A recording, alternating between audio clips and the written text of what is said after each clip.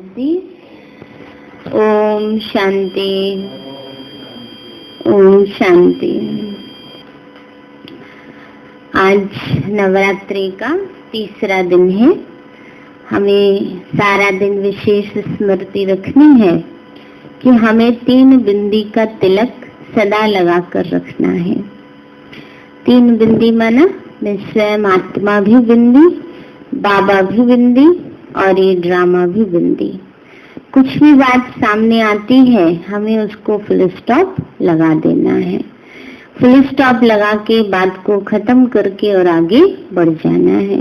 इसलिए बाबा हमेशा सिखाते हैं चलते चलो। तो बाबा हम बच्चों को आज यही बात समझा रहे हैं कि कोई भी बात में अपनी बुद्धि ज्यादा नहीं फंसानी है, परेशान नहीं होना है, डिस्टर्ब नहीं होना है। बस सदा 3 बातें ये सदा याद रखनी है। तो आज बाबा बोले, मीठे बच्चे तुम्हें अभी बहुत बहुत साधारण रहना है। मीठे बच्चे तुम्हें अभी बहुत बहुत साधारण रहना है। फैशनेबल ऊंचे कपड़े पहनने से भी देह अभिमान आता है ना। बाबा कहते बीच का होके रहना चाहिए, ना बहुत फैशनेबल हो, स्टाइलिश हो और ना बिल्कुल ऐसा हो। कई बार ऐसे जैसे कपड़े पहन लेते हैं, कहते बाबा भी तो कहता निरंकारी बन के रहना, क्या हुआ? तो लोग क्या कहते हैं, हाय बेचारी ब्रह्मा कुमारी, शायद इनको कुछ मिलता नहीं है। तो ऐसे भी कोई ना कहे हमें, है ना। तो इसलिए बाबा कहते बीच का होके चलना चाहिए, ना बिल्कुल लोअर होकर रहना है और ना ही बहुत हाई फाई होकर रहना है ना। तो इसलिए बाबा कहते हैं बच्चे फैशनेबल ऊंचे कपड़े पहनने से भी देह अभिमान आता है। प्रश्न है, तकदीर में ऊंचा पद नहीं है तो किस बात में बच्चे सुस्ती करते हैं?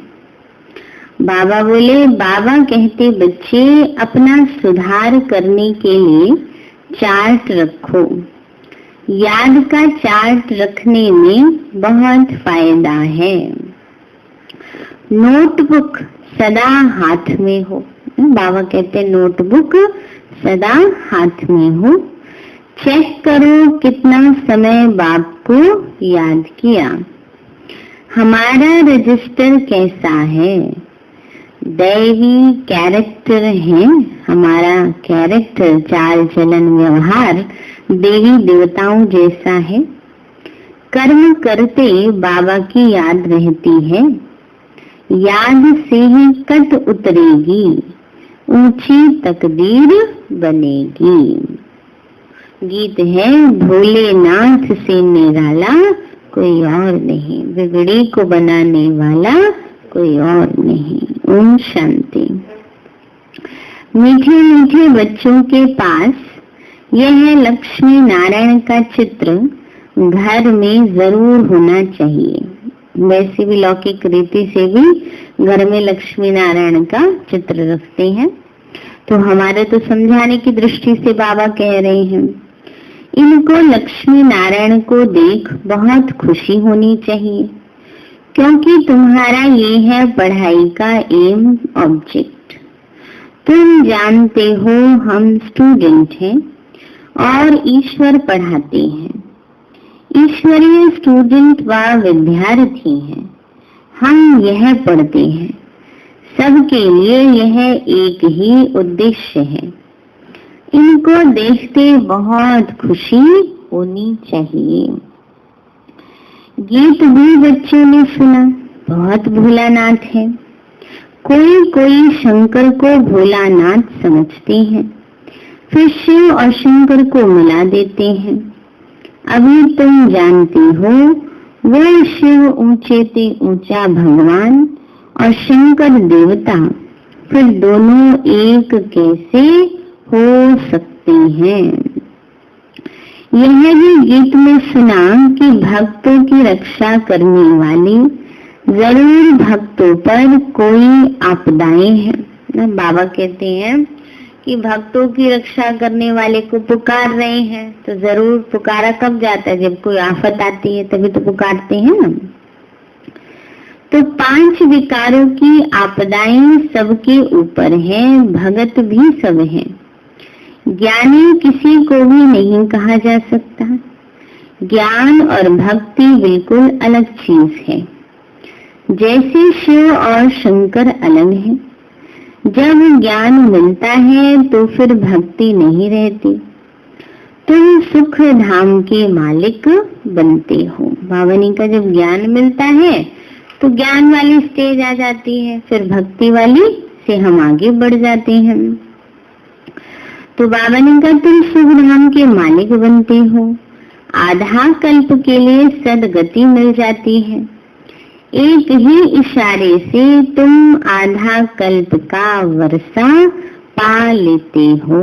एक ही इशारा मिलता है, बाबा करके हमें सद्बुद्धि देते हैं, सद्ज्ञान देते हैं, हम धारण करते हैं और एक जन्म नहीं हमारे जन्म जन्म का उद्धार हो जाता है, मन प्राप्ति हो जाती है।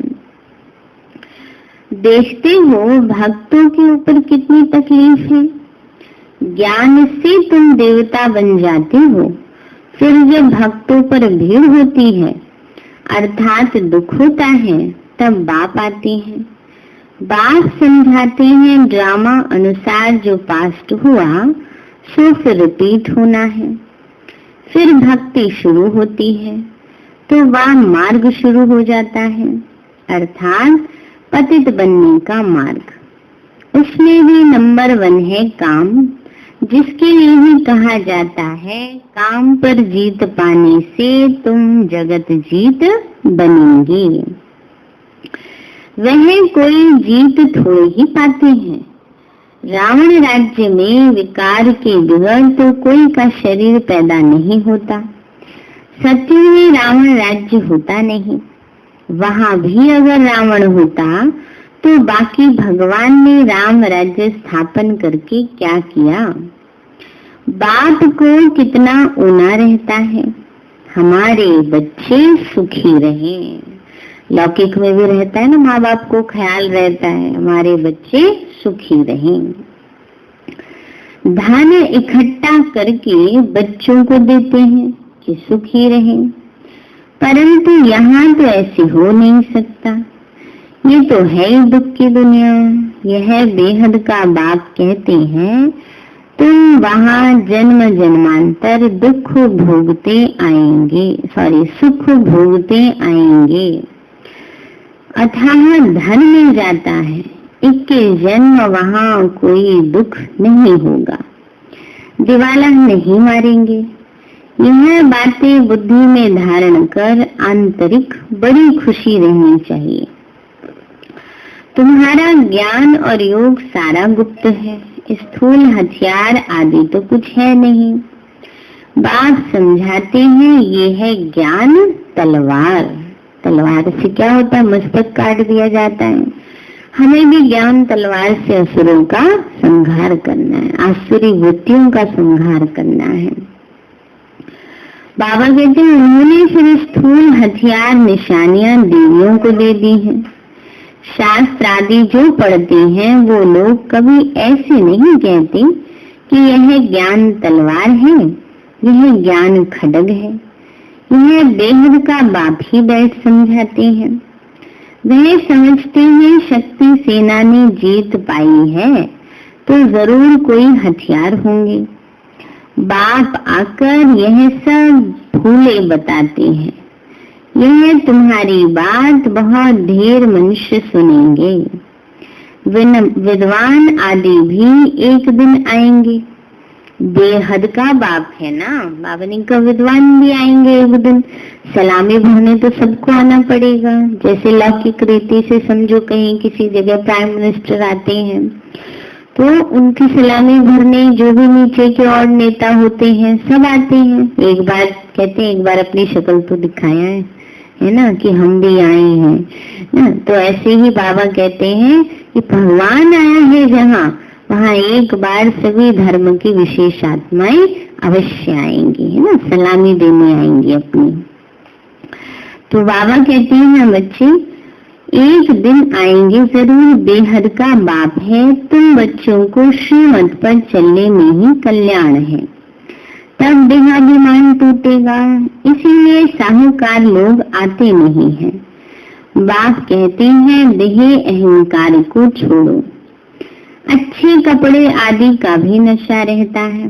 तुम अभी वनवा में हो, अभी जाते हो ससुर घर, वहां तुमको बहुत जेवर पहनाएंगे। बाबा कहते हैं ससुर घर जाते हो माना सतयुग में जाते हो। सतयुग में क्या करेंगे? बहुत जेवर पहनेंगे ना, धन धान्य से भरपूर होंगे। यहाँ ऊंचे कपड़े नहीं पहनने। ऊंचे का मतलब ऊंचे वैसे नहीं, ऊंचे का मतलब रिच लुकिंग, बहुत ज्यादा महंगे, बहुत ज्यादा उसके चमक धमक वाले ना, वो नहीं पहनने हैं। तो बाप कहते हैं तुमको बिल्कुल साधारण रहना है, जैसे कर्म मैं करता हूँ, बच्चों को भी साधारण रहना है ना, रॉयल्टी से रहना है, साधारण रहना है और रॉयल्टी के साथ रहना है। नहीं तो देह का अभिमान आ जाता है, यह सब बहुत नुकसान कर देते हैं। तुम जानते हो हम ससुर घर जाते हैं, वहाँ हमको बहुत जेवर मिलेंगे, यहाँ तुमको जेवर आदि नहीं पहननी है। आजकल चोरी आदि कितनी होती है ना, बाबा कहते हैं आजकल देखो चोरी कितनी होती है, रास्ते में ही डाकू लूट लेते हैं ना। आजकल तो चोरी नहीं पहनने देते किसी को कुछ भी। दिन प्रतिदिन यह हंगामा आदि ज्यादा बढ़ता जाएगा। इसलिए बाप कहते हैं अपने को आत्मा समझ मुझे याद करो।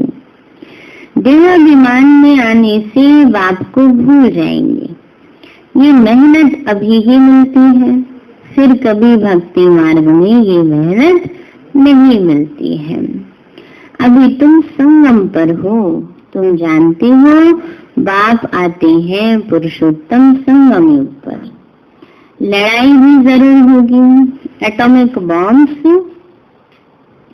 आदि खूब बनाते रहते हैं, तो कितना भी माथा मारो कि ये बंद हो जाए, परंतु ऐसा हो नहीं सकता ना। बाबा ने कहा कितना भी माथा मारते हैं कि ऐसी विनाशकारी चीजें नहीं बने, बंद हो जाए, पर और ही बढ़ती जा रही है। देखो सब तैयारियों में बैठे हैं, तैयारियां करके बैठे हैं अब तो, है ना, चारों तरफ से। ड्रामा में मूड है, समझाने से भी समझेंगे नहीं। यूएनओ प्रयास करता है, संयुक्त राष्ट्र संघ एक ऐसी संस्था है जो सारे देशों को जोड़कर रखती है, मिलाकर चलने की कोशिश करती है, पर आजकल उसके अनुसार चलते ही नहीं, सब अपने मनमाने करते हैं, तो शांति बढ़ती जा रही है। मौत होना ही है तो बंद फिर कैसे होगा, समझते भी हैं तो वो भी बंद नहीं करेंगे। ड्रामा में मूल है। यादवों और कौरवों को खलास तो होना ही है। यादव हैं यूरोप वासी, उन्हीं का है साइंस घमंड जिससे विनाश होता है, फिर जीत होती है साइलेंस घमंड की। तुमको शांति घमंड में रहना है, मन शांत स्वरूप होकर रहना है, तो तुमको शांत स्वरूप होकर रहना ही सिखाया जाता है। बाप को याद करो, डेड साइलेंस। हम आत्मा शरीर से न्यारी हैं।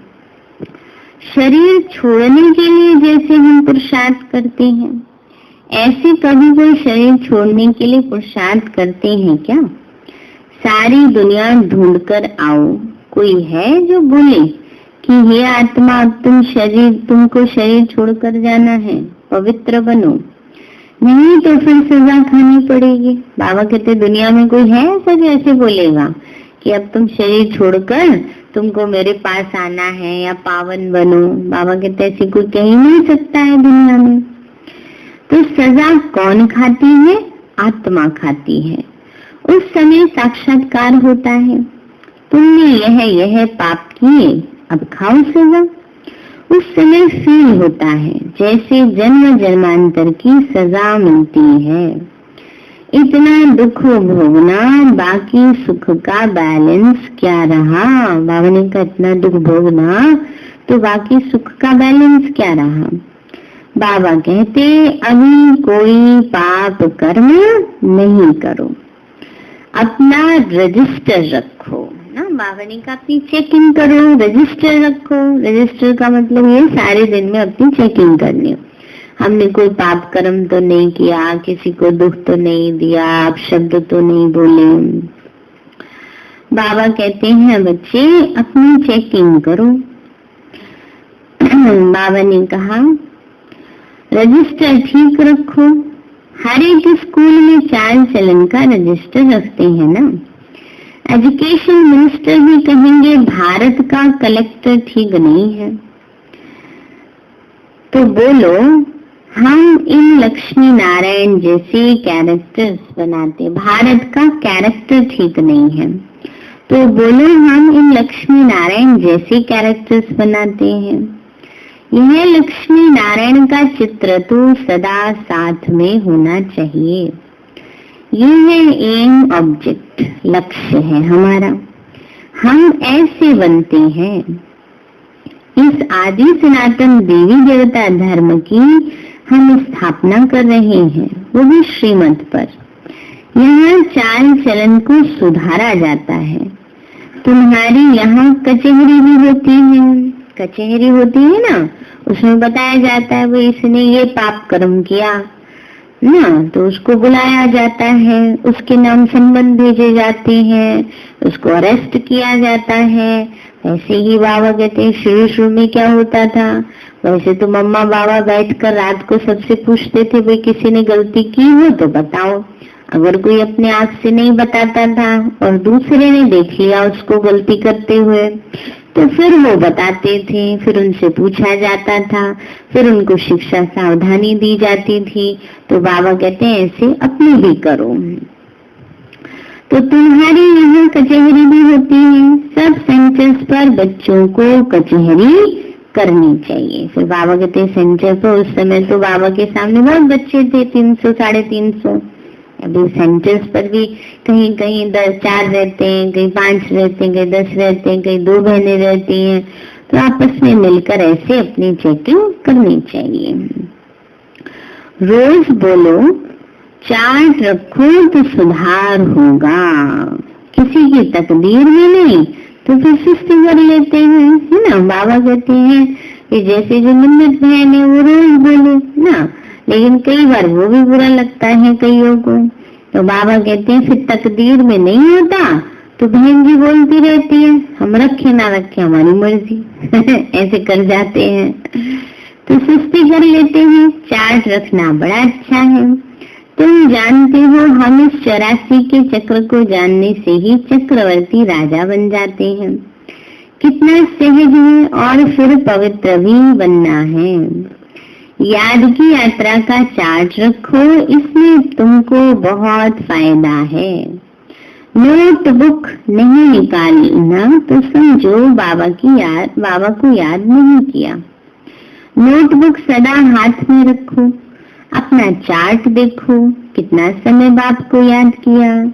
याद विवर जंग उतर न सके, कट उतारने के लिए चीज को घासलेट में डालते हैं, फिर उसको घिसते हैं, है ना, घासलेट में डालते हैं जंग उतारने के लिए मिट्टी के तेल में।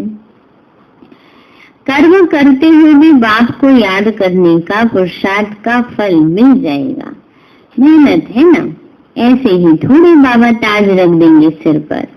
बाबा इतना ऊंचा पद देते हैं, कुछ तो मेहनत करनी है। बाबा ने कहा इतना ऊंचा पद देते हैं बाबा, कुछ तो मेहनत करनी पड़ेगी। इसमें हाथ पांव आदि कुछ भी नहीं चलाने हैं। पढ़ाई तो बिल्कुल सहज है, बुद्धि में है शिव बाबा से ब्रह्मा द्वारा हम यह बनते हैं। कहाँ भी जाते हो तो बेंच पड़ा रहे, बोलो वास्तव में कोड फॉर्म ये है ना। बाबा कहते हैं बच्चे कहीं भी जाते बैज लगा रहे ना, तो पूछेंगे ना लोग ये क्या लगाया है आपने, किसका प्रतीक है। दुनिया में तो बड़ी शान से मेडल लगाते हैं, है ना, मिलिट्री वाले। ऐसे हमारा भी मेडल है। प्रीत बुद्धि और विपरीत बुद्धि किसको कहा जाता है? तुम बाप को जानते हो, लौकिक बाप को तो गॉड नहीं कहेंगे, वह बेहद का बाप ही पतित पावन सुख का सागर है, उनसे ही सुख घनेरे मिलते हैं।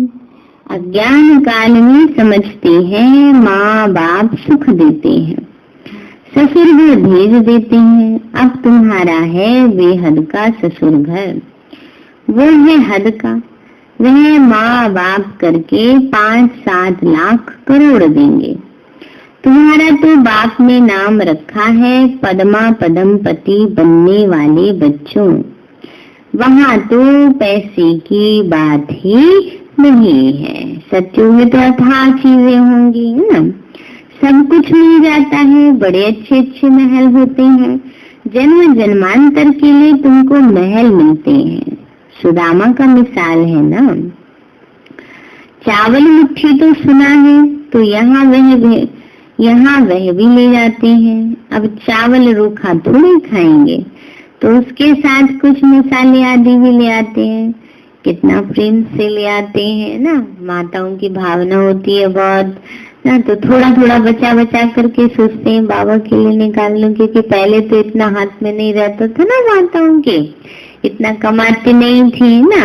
अभी तो सर है सारा कंट्रोल में होता है मैक्सिमम, तो क्या करती थी, जो कंट्रोल में, किचन तो कंट्रोल में है, तो किचन में से भी जो भी कर सके बाबा के यज्ञ में उन्हें करती थी सहयोग, है ना। तो थोड़ा थोड़ा कई बार माताएं ले आती थी थोड़े सामान, तो बाबा बड़े प्यार से उसको भंडारे के सारे भोजन में मिलवाते थे। तो बाबा कहते हैं बच्चे, तो माताएं चावल मुट्ठी का भी गायन है, तो थोड़े थोड़े मसाले भी ले आते हैं, कितने प्यार से लाते हैं बाबा के लिए। बाबा तो उनको जन्म जन्मांतर के लिए देंगे, इसलिए कहा जाता है दाता। भक्ति मार्ग में तुम ईश्वर अर्थ देते हो तो अल्प काल के लिए, फिर दूसरे जन्म में मिल जाता है। कोई गरीबों को देते हैं, कॉलेज बनाते हैं, तो दूसरे जन्म में पढ़ाई का दान मिलता है। धर्मशाला बनाते हैं तो मकान मिलता है, क्योंकि धर्मशाला में बहुत आकर सुख पाते हैं। यह तो जन्म जन्मांतर की बात है। तुम जानते हो शिव बाबा को जो देते हैं वो सब हमारे ही काम में लगाते हैं। शिव बाबा तो अपने पास रखते नहीं, इनको भी कहा जाता है, इनको भी कहा सब कुछ दे दो तो विश्व के मालिक बन जाएंगे। इनको माने ब्रह्मा बाबा को विनाश साक्षात्कार भी कराया, राजाई का साक्षात्कार भी कराया, बस नशा चढ़ गया, बाबा हमको विश्व का मालिक बनाते हैं। गीता में भी है, अर्जुन को साक्षात्कार कराया, मुझे याद करो तो तुम यह बनेंगे। विनाश और स्थापना का साक्षात्कार कराया, तो इनको भी खुशी में, शुरू में खुशी का पारा चढ़ गया। ड्रामा में यह पार्ट था, भागीरथ को भी कोई जानते थोड़े ही है। तो तुम बच्चों को यह एम ऑब्जेक्ट बुद्धि में रखनी चाहिए। भागीरथ, भाग्यशाली रथ, वो है ब्रह्मा बाबा का तन, ये जिसमें परमात्मा आते हैं। तो बाबा ने का लक्ष्य है लक्ष्मी नारायण, वो हमेशा याद रहना चाहिए। हम यह बनते हैं, जितना पुरुषार्थ करेंगे उतना ऊंचा पद पाएंगे।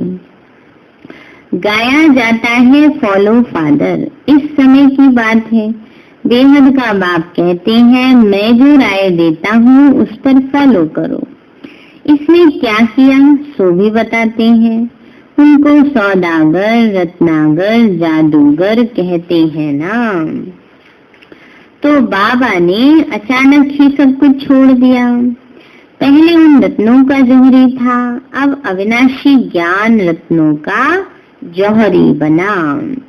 हेल को हेवन बनाना, ये कितना बड़ा जादू है ना। बाबा ने कहा नर्क को स्वर्ग बना देना सबसे बड़ा जादू है। तो फिर सौदागर भी है, बच्चों को कितना अच्छा सौदा देते हैं। कख पन्न चावल मुट्ठी लेकर महल दे देते हैं।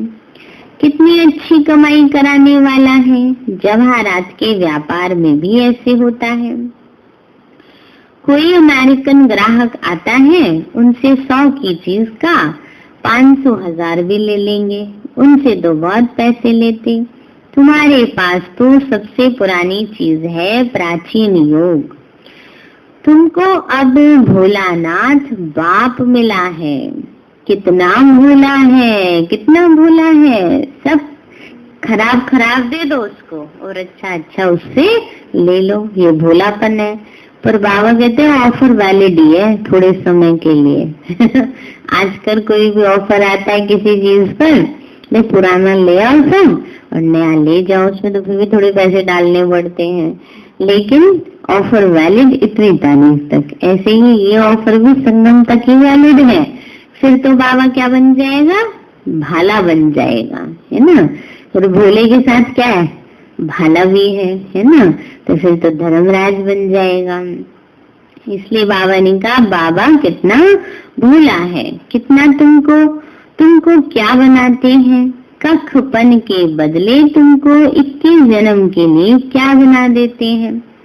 मनुष्यों को कुछ भी पता नहीं। कभी कहेंगे भोलानाथ ने यह दिया, कभी कहेंगे अम्बा ने दिया, गुरु ने दिया। यहाँ तो है पढ़ाई। तुम ईश्वरीय पाठशाला में बैठे हो। ईश्वरीय पाठशाला कहेंगे गीता को।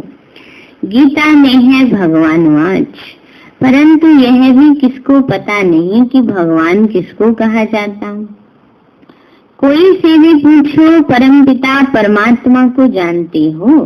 बाप है बागवान, तुमको कांटों से क्या बना रहे हैं, फूल बना रहे हैं। उनको गार्डन ऑफ अल्लाह कहते हैं। यूरोपियन लोग भी कहते हैं पैराडाइज। बरोबर भारत परिस्तान था, अब कब्रिस्तान है। अभी फिर तुम परिस्तान के मालिक बनते हो। तो बाप आकर के सोए हुए को जगाते हैं। क्या कर रहे हैं बाबा, सोए हुए को जगा रहे हैं। यह भी तुम जानते हो नंबरवार पुरुषार्थ अनुसार। जो खुद जाग जाते हैं तो दूसरों को भी जगाते हैं, नहीं जगाते हैं तो गोया खुद जगा हुआ नहीं। तो बात समझाते गीतों आदि की भी ड्रामा में मूड है। कोई गीत बहुत अच्छे हैं, जब तुम उदास हो जाते हो तो यह गीत बजाओ तो खुशी में आ जाएंगे। जैसे बाबा ने बताया है, रात के राही थक मत जाना, सुबह की मंजिल दूर नहीं। ऐसे ऐसे अभी तो बहुत बाबा के गीत आ गए अच्छे अच्छे। यह भी अच्छा है, अब रात पूरी होती है। मनुष्य समझते हैं जितना भक्ति करेंगे उतना भगवान जल्दी मिलेगा। हनुमान आदि का साक्षात्कार हुआ तो समझते हैं भगवान मिला। बाबा कहते हैं साक्षात्कार आदि की सब ड्रामा में मूंद है। जो भावना रखते हैं उसका साक्षात्कार हो जाता है, बाकी ऐसा कोई होता नहीं। बाप ने कहा है ये वैद तो सदैव सबको पड़ा रहे, मना लगा रहे। किस्म किस्म के बनते रहते हैं, है ना। पहले तो प्लास्टिक के वैद थे, अभी तो अलग अलग मेटल के बनते रहते हैं। आजकल तो सोने के और हीरे के भी बनते हैं। तो बाबा कहते हैं बच्चे किस्म किस्म के बनते हैं, यह बहुत अच्छा है समझाने के लिए। तुम रूहानी मिलिट्री हो, मिलिट्री को हमेशा निशानी रहती है। तुम बच्चों को भी यह होने से नशा रहेगा कि हम यह बन रहे हैं, हम स्टूडेंट हैं। बाबा हमको मनुष्य से देवता बना रहे हैं। मनुष्य देवताओं की पूजा करते हैं, देवताएं तो देवता की पूजा नहीं करेंगे। यहाँ मनुष्य देवताओं की पूजा करते हैं क्योंकि वह श्रेष्ठ हैं। बाबा ने कहा यहाँ मनुष्य देवी देवताओं की पूजा करते हैं क्योंकि श्रेष्ठ हैं। अच्छा मीठे मीठे सिक्के लदे पिता बाप दादा का याद प्यार और गुड मॉर्निंग। रूहानी बाप की रूहानी बच्चों को नमस्ते। रूहानी हम बच्चों की रूहानी माता पिता बाप दादा को नमस्ते नमस्ते नमस्ते बाबा नमस्ते। धारणा के लिए मुख्य सार है, बुद्धि में सदा अपनी एम ऑब्जेक्ट याद रखनी है। लक्ष्य हमारा लक्ष्मी नारायण बनना। लक्ष्मी नारायण का चित्र सदा साथ रहे, इसी खुशी में रहो कि हम ऐसा बनने के लिए पढ़ रहे हैं ना। बाबा ने कहा इसी खुशी में रहना, लक्ष्मी नारायण के चित्र को देख देख के, बस बाबा हमें ऐसा बना रहे हैं, कितना ऊंचा भाग्य बना रहे हैं। अभी हम हैं गॉडली स्टूडेंट। दूसरा है अपना पुराना कफन चावल मुट्ठी दे महल लेने हैं। अपना पुराना कफन चावल मुट्ठी दे क्या करना है, महल लेने हैं। ब्रह्मा बाप को फॉलो कर अविनाशी ज्ञान रत्नों का जौहरी बनना है। वरदान दिया बाबा ने, अशरीरीपन के इंजेक्शन द्वारा मन को कंट्रोल करने वाले एकाग्र चित्त भव। अशरीरीपन के इंजेक्शन द्वारा मन को कंट्रोल करने वाले एकाग्र चित्त भव। बाबा बोले जैसे आजकल अगर कोई कंट्रोल में नहीं आता, बहुत तंग करता है, उछलता है या पागल हो जाता है, तो उसको इंजेक्शन लगा देते हैं ना। किसी का माइंड कंट्रोल में नहीं रहता तो कंट्रोल करने के लिए इंजेक्शन लगा देते हैं, तो वो शांत हो जाता है। ऐसे अगर संकल्प शक्ति आपके कंट्रोल में नहीं आती तो अशरीरीपन का इंजेक्शन लगा दो, फिर संकल्प शक्ति व्यर्थ नहीं उछलेगी, सहज एकाग्र चित्त हो जाएंगे। लेकिन यदि बुद्धि की लगान बाप को देकर फिर ले लेते हो तो मन व्यर्थ की मेहनत में डाल देता है, मन व्यर्थ चिंतन में उलझ जाते हैं। अब व्यर्थ की मेहनत से छूट जाओ। श्लोगन है, अपने पूर्वज स्वरूप को स्मृति में रख सर्व आत्माओं पर रहम करो। अपने पूर्वज स्वरूप को, मैं सब आत्माओं की पूर्वज आत्मा हूँ ना। नीचे जड़ में बैठे हैं ना हम कल्प वृक्ष के, तो जड़ में पानी देंगे तो सारे वृक्ष में फैलेगा लास्ट पत्ते तक।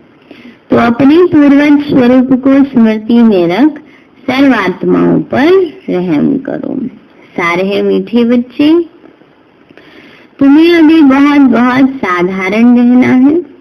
फैशनेबल ऊंचे कपड़े पहनने से भी देहाभिमान आता है ना, बहुत महंगे और ऐसे, पर ऐसे भी नहीं बिल्कुल ही फटे पुराने पहनते रहो, है ना। बाबा ने ये भी नहीं कहा है, बाबा कहते बीच का होकर रहना चाहिए। प्रश्न है, तकदीर में ऊंचा पद नहीं तो किस बात में बच्चे सुस्ती करते हैं। बाबा कहते बच्चे अपना सुधार करने के लिए चार्ट रखो। याद का चार्ट रखने में बहुत फायदा है। नोटबुक सदा हाथ में हो, चेक करो कितना समय बाप को याद किया, हमारा रजिस्टर कैसा है। दैवी कैरेक्टर है, कर्म करते बाबा की याद रहती है, याद से ही कट उतरेगी, ऊंची तकदीर बनेगी।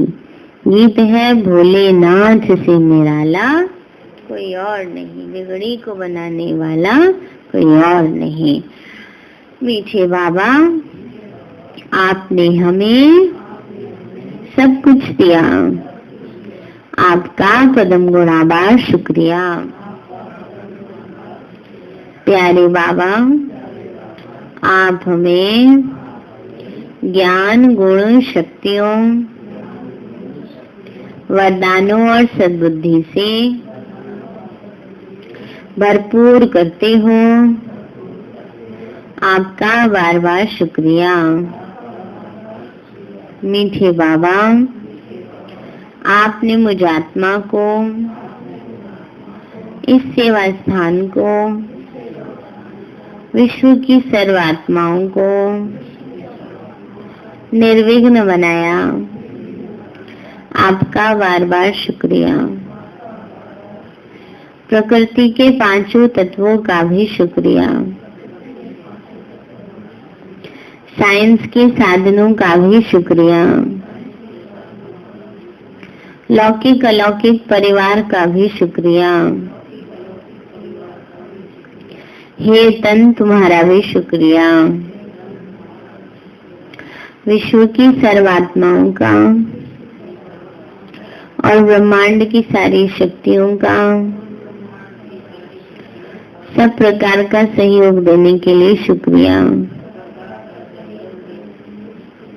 मीठे बाबा, मुझ आत्मा ने जाने अनजाने में जिन भी आत्माओं को मनसा वाचा कर्मणा दुख दिया है, मैं उन सभी से क्षमा चाहती हूँ। मुझे क्षमादान दिलाओ। और जिन आत्माओं ने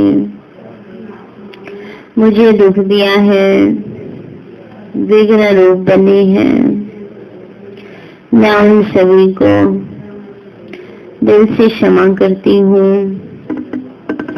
सबका कल्याण हो, सबको सुख शांति सद्बुद्धि मिले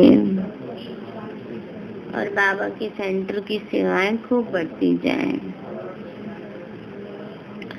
शिव बाबा से सारी शक्तियां मुझ आत्मा में समा रही हैं, पूरे शरीर में फैल रही हैं, पूरे घर में फैल रही हैं, पूरी कॉलोनी में फैल रही हैं, पूरे देश पूरी दुनिया में फैल रही हैं। सब प्रकार के वायरस नष्ट होते जा रहे हैं। मैं आत्मा परम धाम में चमकती हुई मणि हूँ। सतयुग में पावन देवताई शरीर में हूँ। मैं अष्टभुजाधारी देवी दुर्गा हूँ। विघ्न विनाशक गणेश हूँ। मैं बाबा की छत्र छाया में पलने वाली सर्वश्रेष्ठ ब्राह्मण आत्मा हूँ। मैं फरिश्ता हूँ। ओम शांति।